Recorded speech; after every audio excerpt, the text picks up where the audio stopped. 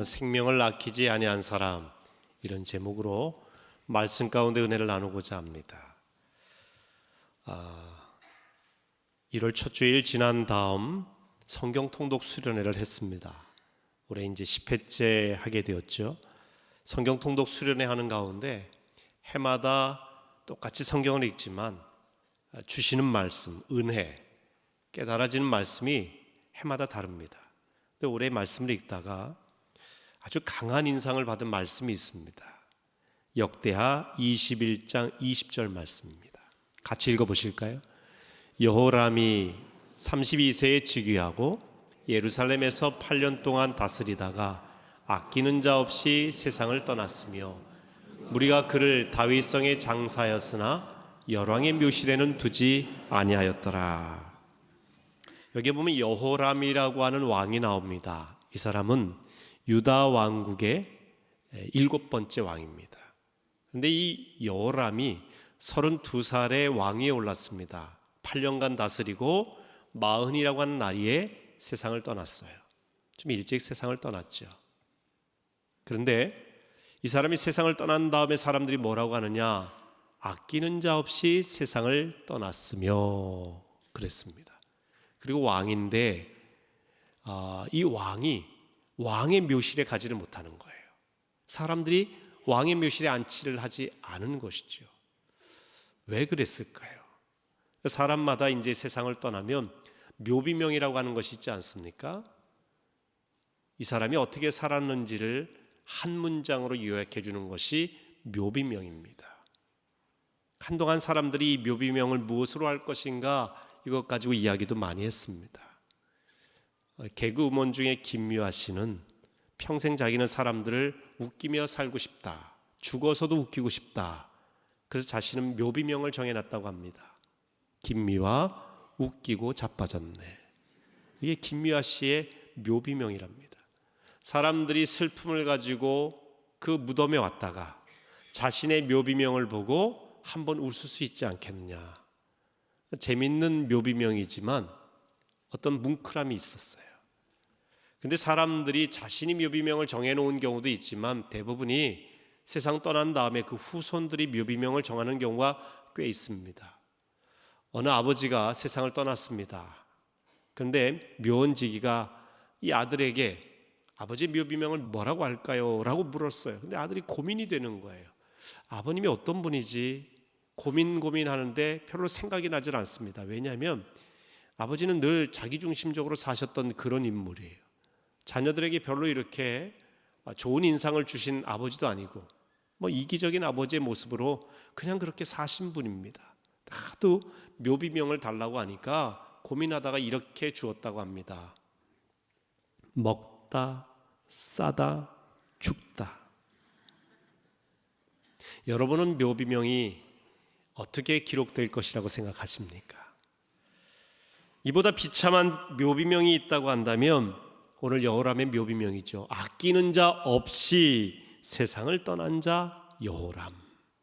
왕이었는데, 엄청난 권력을 갖고 있었는데, 사람들에게 가장 존귀 여김을 받아야 될 존재인데 아무도 이 사람을 아끼지 않았다는 거예요.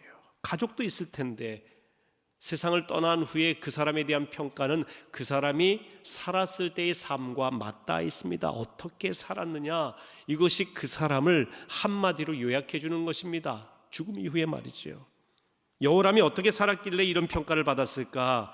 역대하 21장 2절에서 4절에 이렇게 기록되어 있습니다. 같이 읽어보시겠습니다. 여호사밧의 아들 여호람의 아우들 아사랴와 여히엘과 스가랴와 아사랴와 미가엘과 스바랴는 다 유다왕 여호사밧의 아들들이라. 그의 아버지가 그들에게는 은금과 보물과 유다 견고한 성읍들을 선물로 후히 주었고 여호람은 장자이므로 왕위를 주었더니 여호람이 그의 아버지의 왕국을 다스리게 되어 세력을 얻은 후에 그의 모든 아우들과 이스라엘 방백들 중 몇 사람을 칼로 죽였더라. 여러분, 이스라엘 유다의 6번째 왕이 여호사밧입니다. 그런데 이 여호사밧의 큰아들이 여호람이에요. 7번째 유다의 왕이죠. 그 장자에게는 왕위를 물려줬습니다. 그리고 이 여호람에게는 6명의 동생이 있었는데 그 동생들에게는 유다의 견고한 성읍 몇 개와 그리고 금은 보화를 준 거예요. 물질을 물려준 거죠. 근데 여러분 가만히 생각해 보세요. 왕위라고 하는 것은 권력만 있는 게 아니지요. 명예도 있습니다. 물질도 있죠. 어떻게 보면 왕위라고 하는 것 자체가 모두 다 가진 겁니다. 그런데 이 여호람을 보세요. 자기가 왕이 된 다음에 어느 정도 세력을 얻어서 견고해진 다음에는요, 자기 동생들 걸 다 빼앗아 버려요. 동생들을 칼로 죽였어요. 그를 따르던 측근들도 다 죽였다고 그랬습니다. 고약하죠. 아니, 자기는 왕위를 가졌는데, 왕이 됐는데 뭐가 부럽습니까? 뭐가 아쉬울 게 있겠어요? 그런데요, 욕심이 얼마나 많은지 동생들 거를 동생들 다 죽이고 다 가졌단 말이에요. 그러니까 그가 살았을 때는 그의 권력 때문에 사람들이 아무 소리 안 했겠죠. 그 앞에서 왕으로 인정하며 벌벌 떨었겠죠. 근데 오래 살지도 못했어요.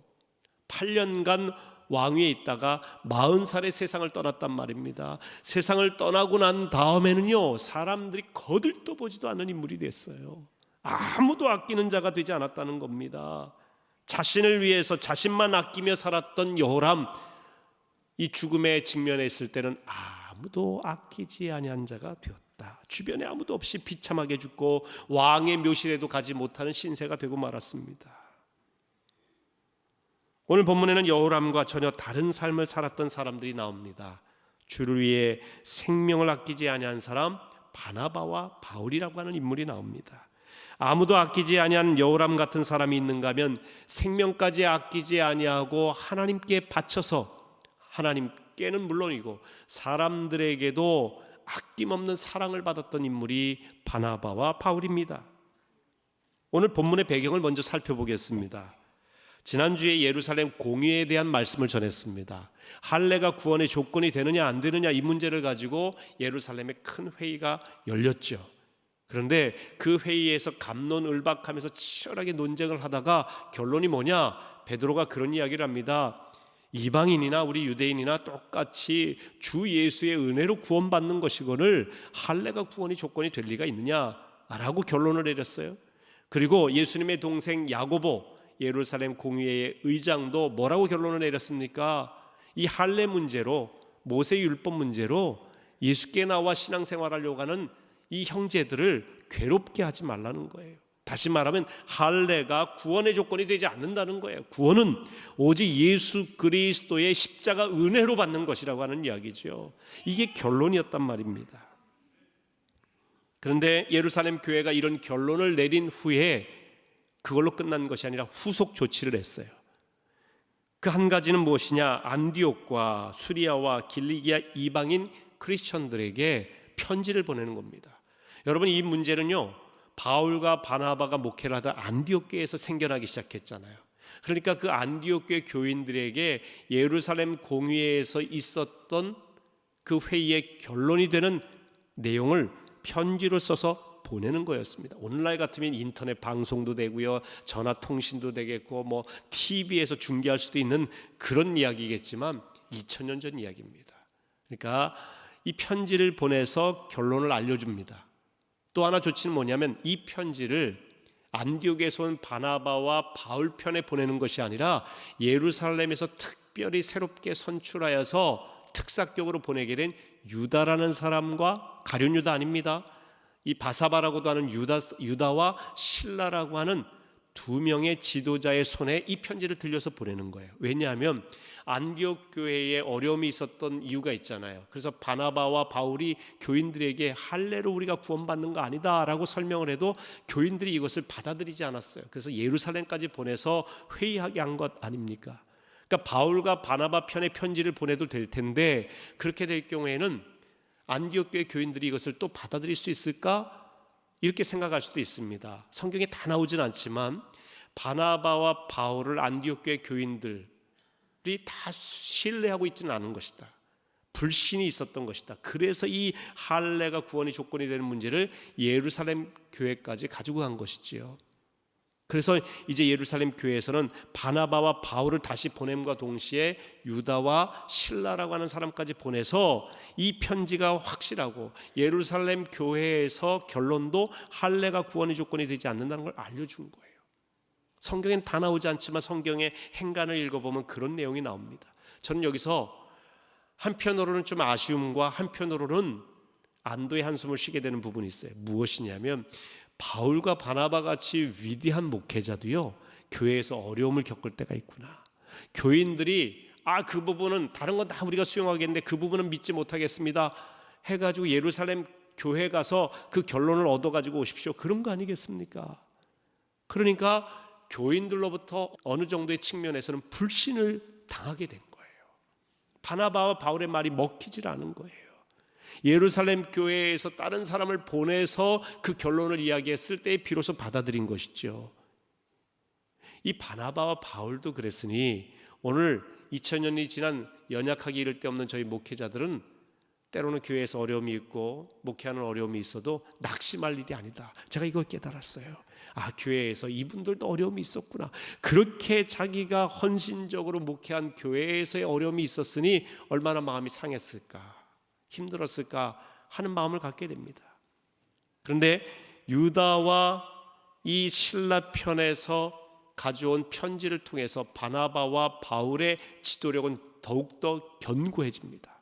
아주 예루살렘 교회의 사도들과 교인들은 바나바와 바울에 대해서 강력한 지지를 보내게 됩니다. 자, 오늘 본문 25절과 26절 말씀 한번 보겠습니다. 사람을 택하여 우리 주 예수 그리스도의 이름을 위하여 생명을 아끼지 아니하는 자인 우리가 사랑하는 바나바와 바울과 함께 너희에게 보내기를 만장일치로 결정하였노라. 이 편지에 있는 내용입니다. 근데 이 편지를 통해서 안디옥에 있는 교인들에게 뭐라고 이야기하고 있느냐? 바나바와 바울을 우리 주 예수 그리스도의 이름을 위해서라면 생명도 아끼지 아니한 사람이다. 이 사람들은 우리가 사랑하는 사람이다. 저는 이 말씀을 읽고 또 읽었어요. 얼마나 기가 막힌 표현입니까? 바나바와 바울에 대해서 예루살렘 교회 전 성도들이 만장일치로 결정을 해서 그들을 다시 보내면서 한 표현이 뭐냐? 우리 주 예수 그리스도를 위하여 생명을 아끼지 아니한 사람이다. 그리고 이들은 우리가 사랑하는 사람이다. 여러분, 사람들이 여러분에 대해서 어떻게 평가할까요?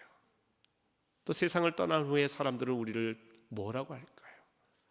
저 권사님은 주의 교회를 위해서라면 정말 물질이든 시간이든 삶이든 아끼지 아니하신 분이야. 저분은 예수 그리스도를 위해서라면 목숨도 아끼지 아니한 분이야. 저 장로님은 교회를 위해서 헌신적이었고 모든 성도들의 신앙의 본이 되시는 인물이야. 저 집사님은 다 우리들에게 그리스도의 사랑의 손길로 따뜻하게 손잡아 주신 참 사랑이 많으신 집사님이야. 저도 제 자신에 대해서 이 말씀을 준비하면서 돌아보게 됩니다. 과연 우리 교인들은, 우리 친구들은, 친지들은, 내 자녀는 내가 세상 떠났을 때 뭐라고 평가할까? 어떤 목회자로 이야기할까? 여러분, 우리가 그 사람에 대해서 설명할 때에 다양한 많은 이야기가 있을 수 있겠지만 가장 핵심적인 한마디, 저 사람은 어떤 사람이다, 이게 묘비명이거든요. 그러니까 예루살렘 교회에서 바나바와 바울의 묘비명을 쓴다면 우리 주 예수 그리스도의 이름을 위하여 생명을 아끼지 아니한 사람, 그래서 우리가 진심으로 사랑한 사람 바나바와 바울이라고 평가한 것이지요. 이것은 단지 몇 사람의 평가가 아니라는 겁니다. 예루살렘 교회에서 우리가 만장일치로 이렇게 결정했다. 할례가 구원의 조건이 아니라는 것도 만장일치로 결정했다는 것이고요. 바나바와 바울을 다시 파송하는 것도 만장일치로 결정했다는 것이고, 이 편지의 내용도 만장일치로 결정해서 보내게 된 것이라고 하는 것 아니겠습니까? 사실 예루살렘 교회에서는요, 바울과 바나바가 와서 할례는 구원의 조건이 되지 않는다, 우리는 예수 그리스도의 이름으로 구원함을 받는다라고 하는 이야기를 하면서 갑론음박이 있었잖아요. 특별히 예루살렘 교회에 과거에 바리새파에 속해 있었던 사람들이 모세율법을 중요하게 여겨서 교회 안에 와서도 모세율법 지켜야 된다라고 강력하게 이야기했던 사람들이 있습니다. 이런 거예요. 과거에 유교 정신으로 가득한 사람이 기독교 신앙이 들어온 뒤에 유교에서 이제 개신교로 신앙을 개종하긴 했어요. 교회 안에 들어오긴 했습니다. 그런데 그래도 우리가 신앙생활하면서 유교에서 전해주는 것도 좋으니 이러이러한 삶을 살아야 되고 이런 교훈은 받아들이고 그래야 신앙이 납지 않겠습니까? 라고 말하면서 유교와 기독교를 섞어놓는 것과 같습니다. 이걸 소위 혼합주의라고 해요. 이걸 벗어던져야 되는데요, 다시금 새로워져야 되는데 바리새파 사람들이 그러지 못한 거예요. 그러니까 이게 굉장히 강력하게 교회 내에서 부딪힌 겁니다. 그런데 베드로가 이렇게 결론 내리죠. 이방인이나 유대인이나 우리가 구원받는 것은 주 예수의 은혜로 받는 것이다, 할례로 받는 것이 아니다, 결론 내렸어요. 그리고 예수님의 동생 야고보도 이 할례 문제로 이방인들을 괴롭게 하지 마라 하면서 결론을 내렸습니다. 근데 이분들이 훌륭한 지도자입니다. 예수님의 제자이죠. 예수님의 동생이니까 이분들이 내린 결론이 권위가 있는 어른이긴 합니다. 근데 여러분, 우리가 회의할 때 아무리 위에 있는 권위 있는 분이 결론을 내리더라도, 또 저 사람들이 막 옳은 얘기를 해서 많은 사람들의 지지를 받는다 하더라도요, 굉장히 주장이 강한 분들은요 자기 주장을 잘 안 굽혀요. 회의가 어려워지는 이유가 그런 데 있지 않습니까? 그래도 이건 아니지 않습니까 하면서 막 강력하게 반대 의사를 피력하는 사람이 있어서 어떤 회의의 결론을 만장일치로 만들어내는 건요 거의 불가능해요, 사실. 그런데 예루살렘 교회는 그렇게 강력하게 할례가 구원의 조건이라고 얘기하는 사람이 있었음에도 불구하고 회의의 결론은 만장일치로 하나의 결론을 이끌어낸 것입니다. 그 비결이 무엇일까요? 성경에 나옵니다. 자, 28절 말씀을 같이 읽어보겠습니다. 성령과 우리는 이 요긴한 것들 외에는 아무 짐도 너희에게 지우지 아니하는 것이 옳은 줄 알았노라, 그렇게 이야기하고 있어요. 여기서 주어가 성령과 우리는 그렇게 되어 있습니다. 성령과 우리가 함께 결정했다는 의미로 볼 수도 있겠지만 이렇게 이야기할 수 있습니다. 할례가 구원의 조건이 아니라는 결정을 사람이 하도록 성령이 인도하셨다는 거죠. 그래서 성령이 사람들의 마음을 조율하셔서 하나가 되게 하셨고 하나의 결론을 내게 했고, 서로가 다른 의견이 서로가 이야기하는 가운데 조율을 통해서 하나님의 뜻이 무엇인지 모두가 분별하게 되었다는 것입니다. 사람이 마음으로 자기의 길을 계획할지라도 그 걸음을 인도하시는 분은 하나님이시라고 잠언 16장 9절에 말씀하고 있습니다. 우리가 계획해요, 생각도 합니다, 우리 나름대로 의견이 있어요. 근데 궁극적으로 중요한 것은 하나님의 뜻입니다. 우리는 하나님의 뜻을 물어야 돼요. 세상에 여러 가지 상식이 있겠죠. 때로는 법도 있습니다, 내규도 있어요, 여러 가지 사람들이 해오던 경험도 있습니다. 근데 제일 중요한 것은 하나님의 말씀이요 하나님의 뜻입니다. 세상의 모든 법이 하나님의 뜻과 일치한다고 볼 수가 없어요. 법을 어기라는 말씀이 아닙니다. 궁극적으로는 우리가 하나님의 뜻을 이루는 아름다운 결정을 해야 된다는 것입니다. 인간적으로 보면 만장일치로 결정하기 어렵지만 성령의 인도하심 가운데 있으면 가능하다는 이야기입니다. 내 생각을 앞세우지 않고 주님의 뜻이 무엇인지 성령께 의지하여 판단할 때 한 가지 결론이 나옵니다.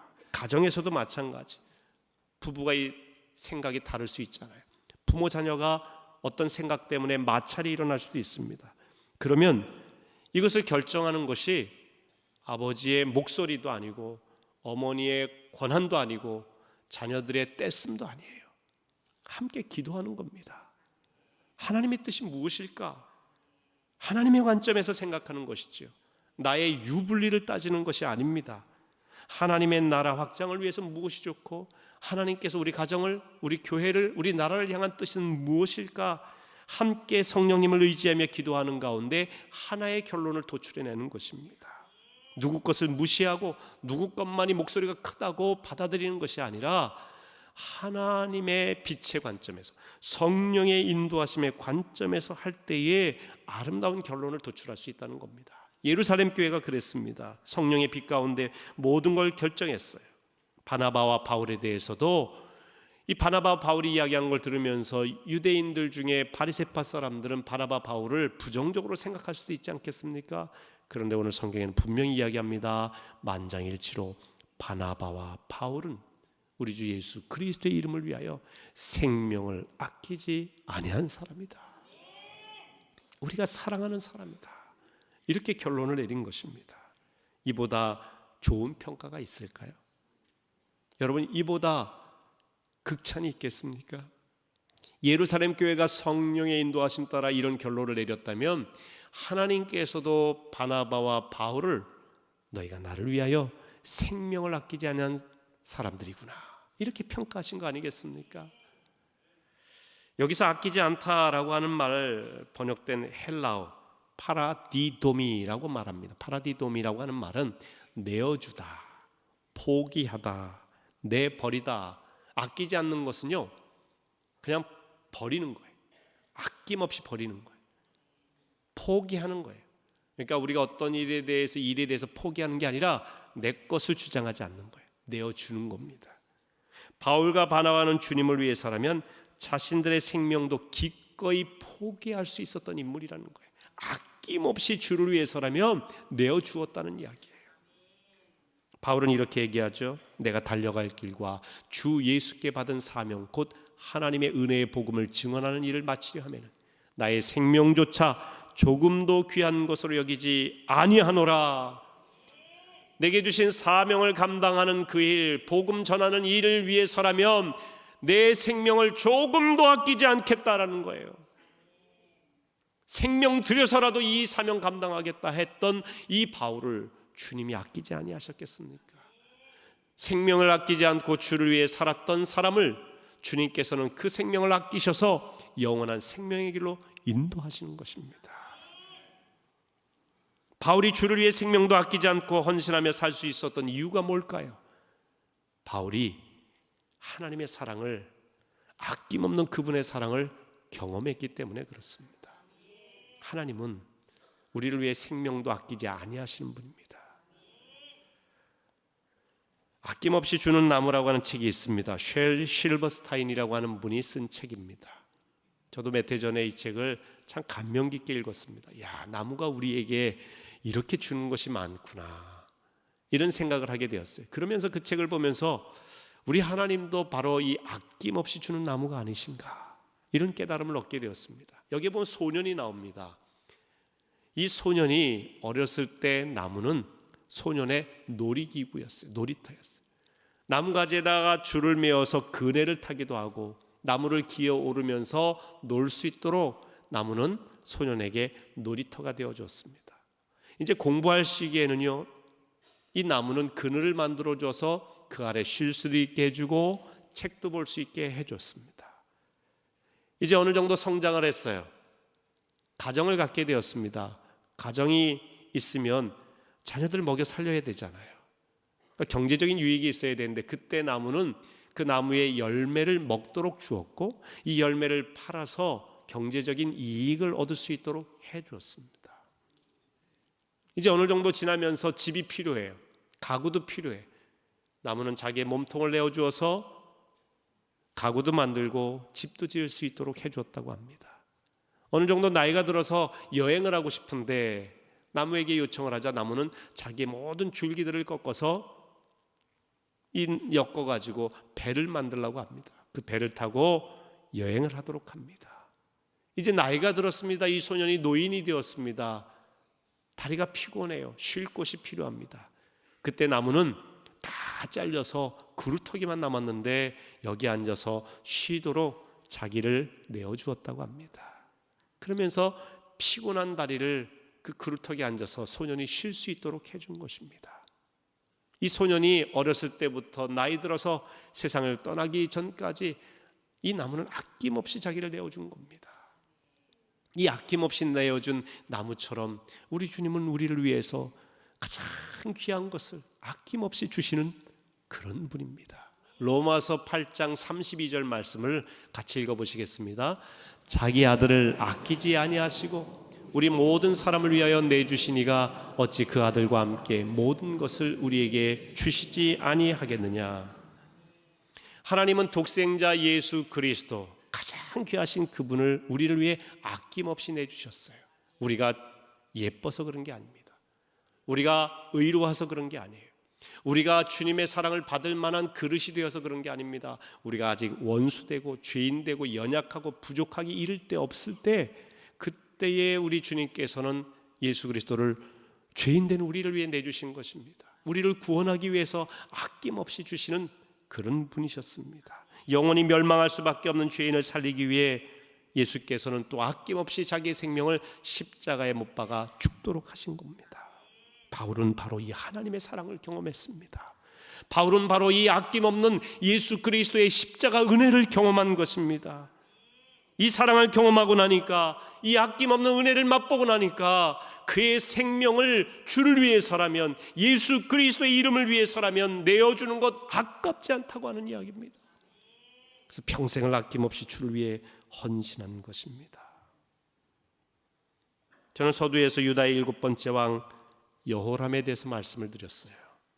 자신의 왕위를 아낀 사람 여호람, 오직 자신만 아끼며 살았던 여호람은 결국 아무도 아끼지 아니한 존재로, 돌보지 아니한 존재로 비참한 최후를 맞이했다고 했습니다. 자신만을 아끼는 사람, 아끼지 말아야 할 것을 아낀 사람의 마지막은 비극입니다. 캐나다에서 있었던 실화입니다. 한 사람이 어렸을 때 참 가정이 무척 어려웠지만 열심히 노력해서 우리식으로 말하면 자수성가를 하게 되었어요. 돈도 좀 벌었습니다. 결혼도 하게 되었고요, 아들도 얻게 되었습니다. 너무나 가난하게 살았던 그 시절부터 그에게는 꿈이 하나 있었는데 멋진 스포츠카를 갖는 것이었습니다. 인생 최대의 목표가 돈 벌어서 스포츠카를 갖는 겁니다. 돈을 벌었어요. 그래서 아주 비싼 스포츠카를 구했습니다. 근데 이 얼마나 스포츠카를 아꼈는지 매일 닦는 거예요. 조금이라도 뭔가 흠집이 있는지 없는지 살펴보면서 얼마나 지극정성으로 이걸 돌보는지 몰라요. 매일 닦는 거예요. 아침 저녁으로. 아마 차 좋아하시는 남자분들은 그 심정 알 거예요. 남자분들의 로망 중에 하나가 멋진 차예요. 여자분들은 가방이잖아요.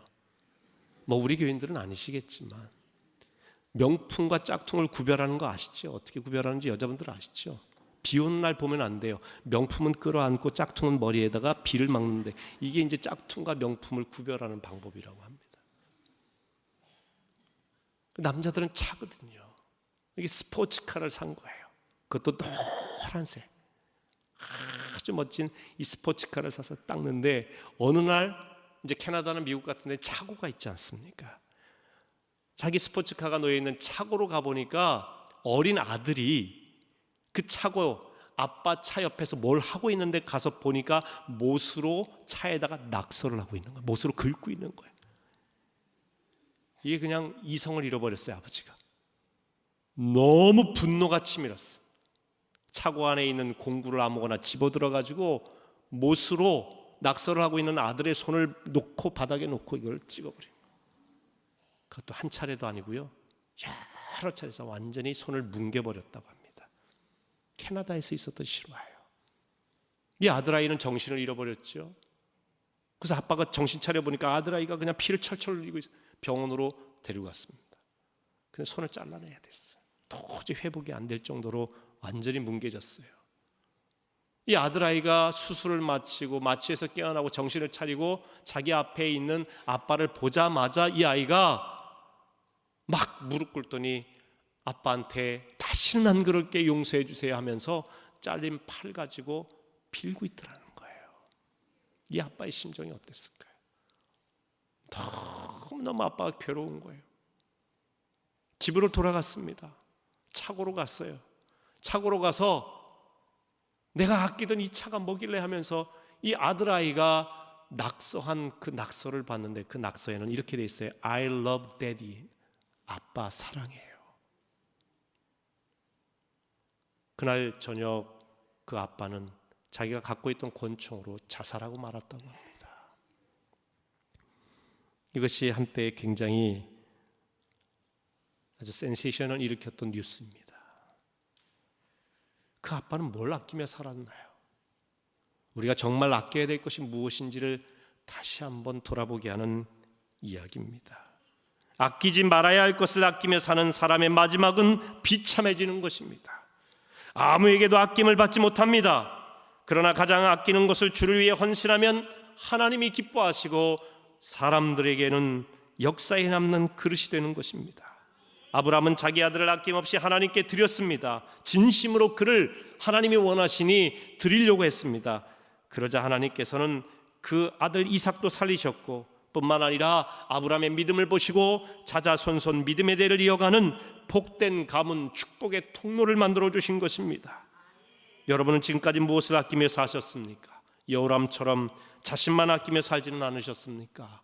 스포츠카가 인생의 목표였던 그 아버지처럼 여러분 아끼지 말아야 될 것에 너무 지나친 애정을 보이며 살지는 않으셨습니까? 자신을 아끼며 사는 사람, 허탄한 것을 아끼며 사는 사람의 결국은 아무에게도 아낌받지 못하는 비참한 인생이 되고 만다는 것을 여러분 깨달으셔야 됩니다. 그러나 주를 위해 자신을 아끼지 아니한 사람은 주님이 사랑하는 위대한 사람이 됩니다. 주를 위해 생명을 아끼지 아니하면 주님은 영원한 생명을 여러분에게 아낌없이 주실 것입니다. 여러분, 주님을 위해 얼마나 아낌없이 충성해 보셨습니까? 주님이 사랑하는 교회를 위해 얼마나 아낌없이 헌신해 보셨습니까? 저는 우리 교회가 이제 80주년을 맞이해서 여러 가지 많은 일들이 있지만 가장 중요한 것이 큰숲 드림교회 분립개척하는 것입니다. 건축을 앞두고 있습니다. 하나님께서 귀한 교회를 건축할 수 있도록 땅도 주셨습니다. 이제 건축을 하게 되는데 우리의 헌신이 필요합니다. 조감도를 좀 이제 그려봤는데 한번 보여드릴게요. 이렇게 우리가 교회를 짓게 됩니다. 현대식으로 아름답게 저게 동심원이라 해서 계속해서 주의 사랑을, 주의 복음을 퍼뜨린다는 의미로 이 동심원 원리로 교회를 짓게 됩니다. 그리고 주변에 있는 많은 사람들에게 아름다운 랜드마크가 되는 현대적인 교회를 지으려고 합니다. 이것은 안양교회와 또 다른 교회가 아닙니다. 하나님께서 우리 교회에 주신 사명이고, 물론 분립개척해서 따로 떨어져 나가서 교회를 하게 되지만 큰 틀에서는 우리와 같은 형제 자매입니다. 우리 교회나 마찬가지입니다. 주님이 사랑하는 교회를 위해서 저는 하나님께서 이 80주년에 우리 성도들에게 아낌없이 헌신할 수 있는 기회를 주셨다고 믿습니다. 주님은 여러분을 위해 아낌없이 모든 걸 주셨어요. 생명을 주셨습니다. 이제 우리 차례 아니겠습니까? 여러분이 아끼는 물질로 최선을 다해 헌신해 주시기를 바랍니다. 여러분의 묘비명에 주의 교회를 위해 아낌없이 헌신한 사람이라고 하는 글귀가 쓰여 있기를 바랍니다. 그래서 다음 주일부터 여러분들이 기도하시는 가운데 마음에 결단하셔서 분립개척 헌금을 하나님 앞에 최선을 다해서 드려주시기를 바랍니다. 마음에서부터 주님 앞에 아낌없이 드리세요. 여러분에게 원망과 불평이 일어나거나 왜 꼭 헌금을 해야 되느냐는 마음이 일어나면 안 하셔도 됩니다. 그 마음 가지고 드리지 마세요. 그러나 주님께서 우리에게 주신 은혜를 생각하며, 우리 교회 80주년 동안 지켜주신 주님의 은혜를 생각하며, 내가 주를 위해서 아낌없이 주신 그 주님의 사랑에 우리가 응답하는 마음으로 하나님 앞에 헌신하고자 하는 마음에 하나님께서 결단을 주시면, 그 사랑을 주시면, 우리가 세상의 스포츠카나 어떤 명품이 아니라, 내 집이 아니라, 나의 명예나 학이나 학력이 아니라 하나님께서 원하시는 바에 대해서 우리가 아낌없이 헌신할 수 있는 기회라 여기고 함께 해주시기를 주님의 이름으로 축원합니다.